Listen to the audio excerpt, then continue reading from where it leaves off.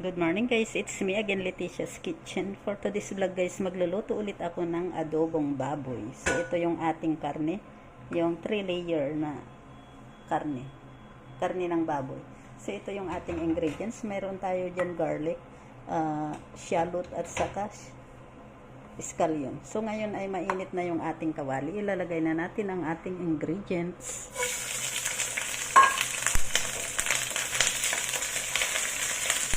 Ayan.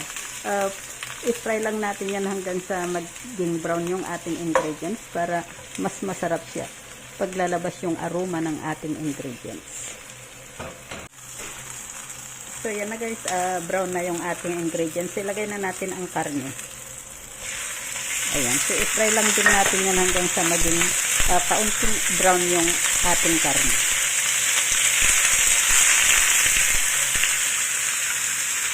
Ayan ang bango guys, gawa ng ingredients natin na na-fry ng maigi. Lumabas yung aroma ng ating ingredients. Balik ka rin natin.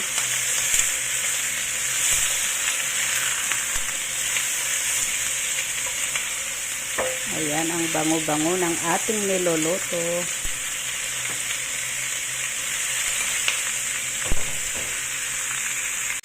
So yan na guys yung ating niluluto. Ayan.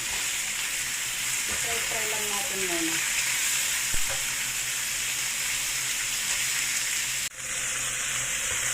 So yan na guys yung ating karne. Nag-brown na siya. So ngayon maglagay tayo ng, itabi lang muna natin yan dyan. Itabi lang natin.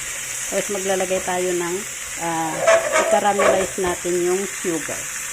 Para mas masarap siya pag caramelize ang sugar. Ayan. Saka tayo maglagay ng soy sauce. Ang gamit kong soy sauce ay yung Japanese soy sauce. So ayan guys, nakaramelize na. Ilagay na natin ang ating soy sauce.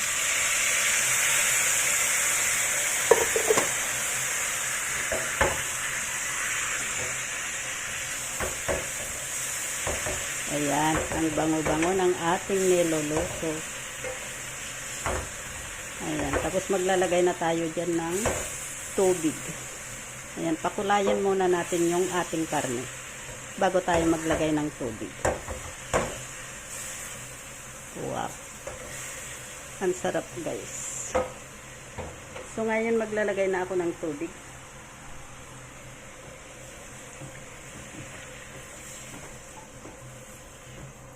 Ayan. So ito na guys yung ating adobo. Ilalagay ko na yung ating herbs. Ayan, kompleto na yan. Diyan, mayroon na yan star anise, cloves, black pepper, and ano ba yun? At marami pang iba guys. So kompleto na yung ingredients na yan.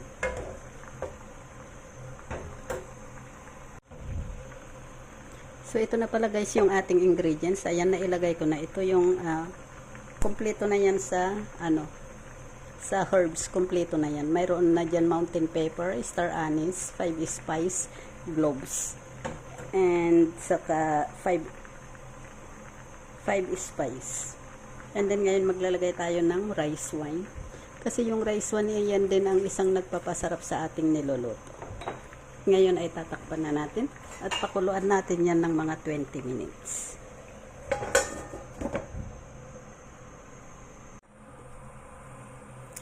Ito na guys yung ating adobo. Ayan, nagmamantika na siya. So ayan, ready to serve na yan guys. Ayan. Ayan yung herbs.